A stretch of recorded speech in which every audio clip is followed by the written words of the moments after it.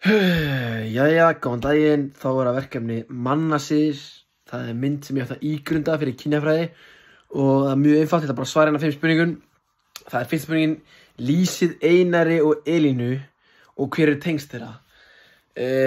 Bara lýsa Einari, hann bara, svona, voðalega venjulegur strákur bara í framhaldsskóla, sko, og kannski aðeins þekktur í skólanum fyrst hann söngvari og kannski svona, já, í frægari kantinu, sko, og Elín líka bara svona þokkalega sett, sko, og þarna í nemendaráði skólans og tengsl þeirra eru einföld, bara þau eru svona saman í framhaldsskóla og já.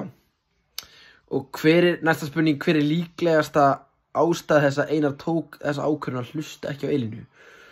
Sko, náttúrulega ég veit ekki alveg hvað textahöfundurinn var, sko, hvort það var með einhverja eina megin ástæðu, en það gæti kannski bara verið að kynfræðslan var ekkert góð sem hann fekk í grunnskóla, þetta var annar tíðarandi hérna og kannski eitthvað sem klám hefur kannski eitthvað spilað inn í, bara að hann hefur bara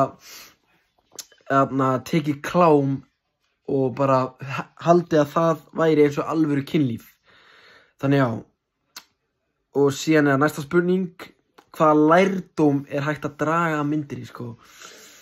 Sko, lærdómur, bara alltaf að fá samþykki og bara já, þótt að já fyrir 5 mínútum geta það breyst bara á núleitni, sko, bara alltaf að vera viss að spyrja að alltaf að vera viss að fá samþykki. Og hvað hægt næsta spurning, hvað hægt að gera til að koma í veg fyrir að svona skeiði? Það bara einfalt, bara kannski bara bæta kynfræðslu í grunnskólum landsins. Þá kannski hefði hann fengið kynfræðslu eins og sem tíðkast þessa dagana. Það var þetta kannski aldrei gerst. Og síðasta spurningin hvernig fannst þér myndin? Ég var búinn að horfa á þessa mynd, sko.